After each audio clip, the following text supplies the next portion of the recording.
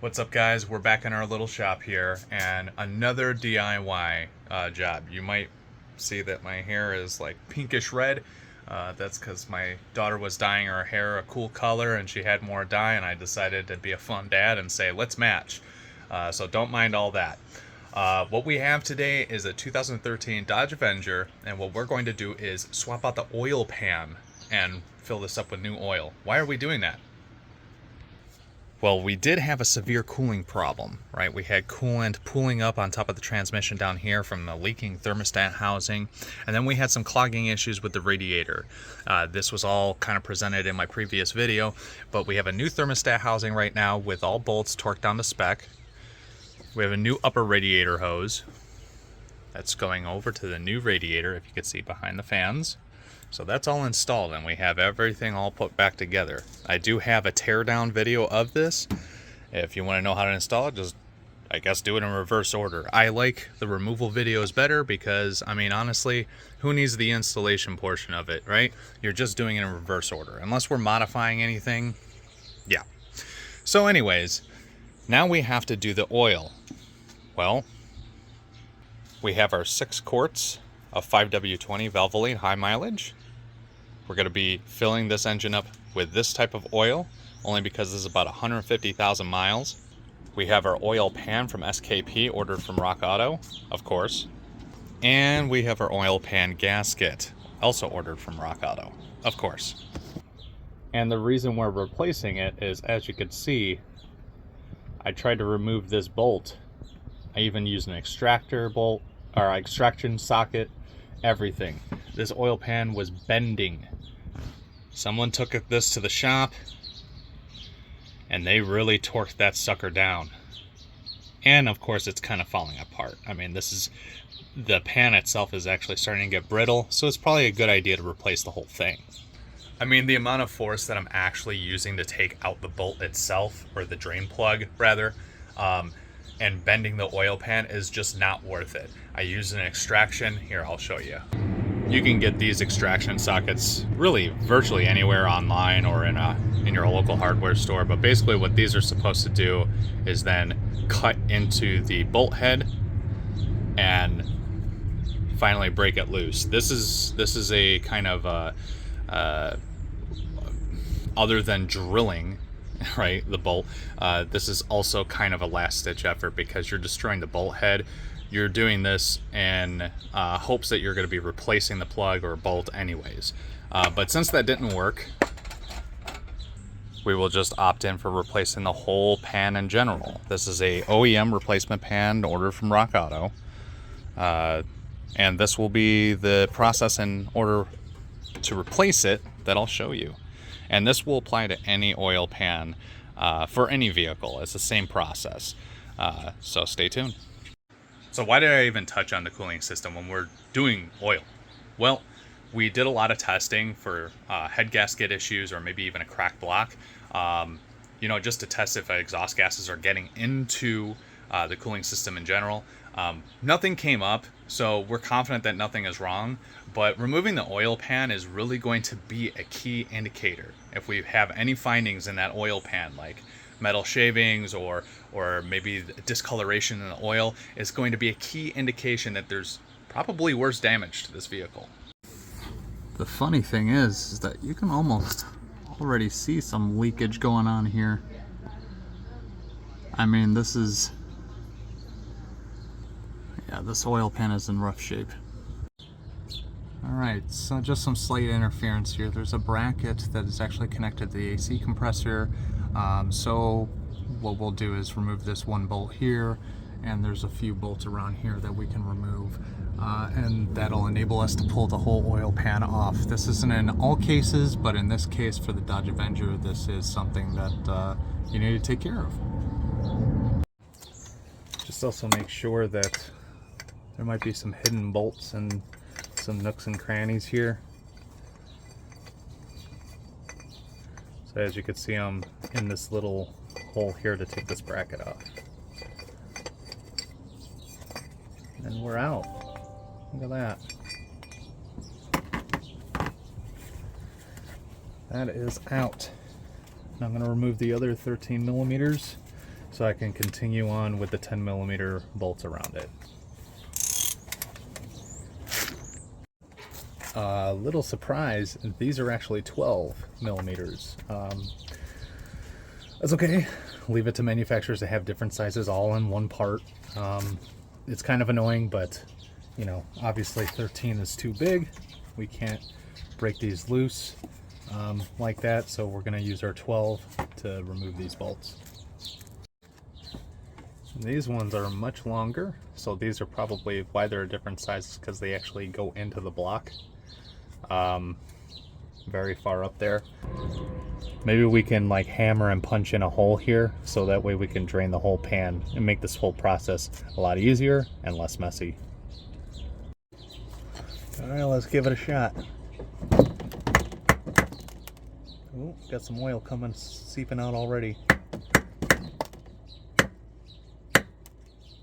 Oh my god. Oh, we're through. Okay, let's see it. Oh my god. Alright, am I a genius? Probably not. Look at that. I don't know if you could see, but this is thick, sludgy. I mean, this is... Oh my god. I've never seen... Personally, I've never seen oil this bad. Look at that. Look at that. It's like Jello. Is it gonna focus? Oh my god. Let's try to get some more in there. Look how slow the drip is. I mean, this is pretty gnarly. Alright, I made the hole a little bit larger so that we have a little bit more of a flow, because there might be a lot of oil in here, but I'm not seeing any bad signs yet. I mean, do I think that the oil, conditions of the oil, is making this thing overheat? That's a big possibility too, guys, because I mean, if there's a lot of resistance with the oil sludged up and everything, the engine is working harder, thus creating more heat. Maybe coolant wasn't keeping up with that. It could be a number of factor things. This is just me theorizing. I find it very unlikely that that's the root cause, but because of the condition of the oil and how thick it is and how sludgy it is definitely overdue for a change. And we'll get that all sorted out pretty soon here. Alright, this is at a slow, sludgy leak right now. So we have it basically all in here. So we're gonna continue or proceed to remove all the bolts around the oil pan and get access to the gasket material, which I hope just falls right off. If it's stuck on it, just be prepared to use a razor blade or something similar to scrape it off carefully and apply your new gasket and everything. So while I'm removing all these bolts, it's probably a good idea to move your drain pan that you're using aside. And then I have just a cardboard box with a rag in it just to catch the little drips. The reason why I'm doing this is because if I start removing these bolts and one lands in the drain pan, basically we don't want that, because then you'll lose it and it's quite a mess to retrieve it. So to protect ourselves from that, we're going to go ahead and continue removing these bolts and get this oil pan off. Alright, now we're going to remove the last bolt here. Not sure if this is really going to do anything. We might need to use like a flathead screwdriver to pry it off. Also check how many bolts you have left.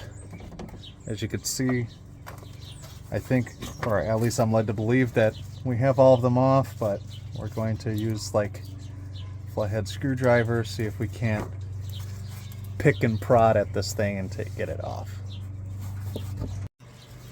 Let's see what happens when I didn't ask. What the hell?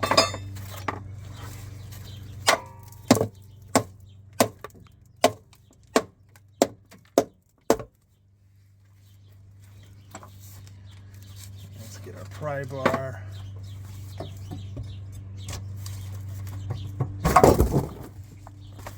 And there she goes.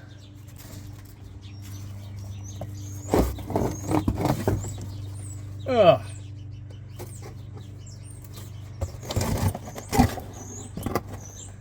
And she's off.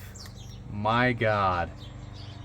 That is a gruesome sight. We're gonna need to, yeah, we're gonna need to wipe this up. Alright, so what we're trying to do here is look for anything like metallic. Look how sludgy this is. Jesus.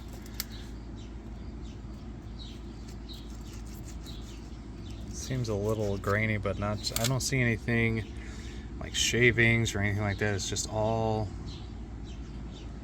sludge. Gross. And it looks a little brown and on the actual camera itself, but that's not like a milk chocolate brown. Like that's actually how it looks. Even under the sun with my eyes, for some reason the camera's catching some brown there. So in the meantime, I wiped everything down here. It was pretty bad. These jobs can get messy, so forgot to put cardboard down. Oh well, kitty litter it is. As you can see, there is gasket material all over the outside here. You're just gonna want to take a blade. See this right here. This is all gasket material going up here. You want to scrape that off. Alright, I have some of the gasket material removed, but not all of it, so I'm going to have to go over it again. This is a tedious part of it, just to get things all nice and clean. And don't worry about once you have everything cleaned up, do I have to put our TV sealant on it again? Well, here's the new pan. The new gasket is going to fit right over it like such. This gasket replaces that RTV gasket that is there. You could use RTV if you want. I'd rather just spend a little bit extra money and get a nice gasket for it. So that way we're not doing this cleanup. And to make things a little bit easier, get yourself a wire brush. You have a really nice clean mating surface for the gasket. As you can see, everything's very clean. Yeah, sue me. I used a wire brush on a drill, but as long as you're careful with it, should be good. So before you put everything on, make sure that you look up what the torque spec is for the bolts that are going on the oil pan itself. With the oil pan and gasket, those smaller 10mm bolts that you saw are torqued down to 80 inch-pounds. Make sure you have a torque wrench that does inch-pounds. I also have a foot-pound torque wrench that we will be utilizing for 18 foot-pounds on those three longer bolts that are going into the block and with the brackets to the AC compressor. So just keep that in mind. Make sure you get your torque specs right before you begin.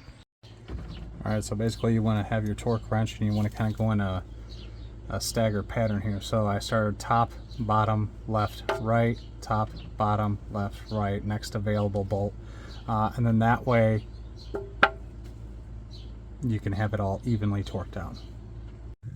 Alright, so once you have all your bolts torqued down, remember the sequence and remember to crisscross them so that way you're torquing it down evenly throughout the whole pan surface, so that gasket is now seated and pressed evenly. So for now, we have our oil filter also removed. I forgot to mention that I took this off. So we're going to put a new one on there and get ready for fresh oil. So what I'm going to do is I'm going to use a little bit of oil to prime this filter. You don't actually need to do this, but I like to. And then all that spillage that you just did around there, what I like to do is take a little bit, go around the O-ring with it, so that way when you tighten hand tighten your filter onto where it goes, it'll create almost like a airtight suction or seal. And obviously we have some oil in there, but we're not going to fill it all the way up because, I mean, you don't really need to. And then all you have to do is prep it for fill, and then we're going to go ahead and fill up our oil. And make sure you do your own research about how many quarts your engine takes. Just simply search your make, model, engine liter or engine size, and oil capacity. It should show you what that oil capacity is. And in this case, this is 4.5 quarts. We did order 6 quarts just in case we have to top off anything or because of the new oil filter, etc., etc. So just make sure you read what the oil capacity is and then fill up that amount, and then you should be good. In this case, we did do 4 so far, so we're going to do half of this quart, so that's 4.5 quarts. And then what you want to do once you get your engine running, warm it up, shut it down, and then let all that oil settle to the bottom. Then check your oil level, and then you see where you're at. If you need to add or top off, then do so. Had to go wash up real quick, change my shirt, wash my hair because I had oil in my hair, but that's that. I mean, once we get the lower coolant hose all on there, when that comes in, and then the radiator flush, which I'll make another video about that, mixing water and coolant flush additive. It's like a concentrate that you mix with water and then dump it, and then it cleans out all the passages, right? And then we're going to fill it up with our normal orange coolant that we're going to have in there. But yeah, otherwise that's how you do it, guys. Pretty much a new oiling system for the most part, with the exception of oil pump or pickup tubes and things like that. But a new oil pan, we're desperately needed it, guys. And this is it's a good kind of how to remove it, reverse the steps to put it back on. Make sure your torque specs are correct, and you guys should be good. I have full confidence that you can do it.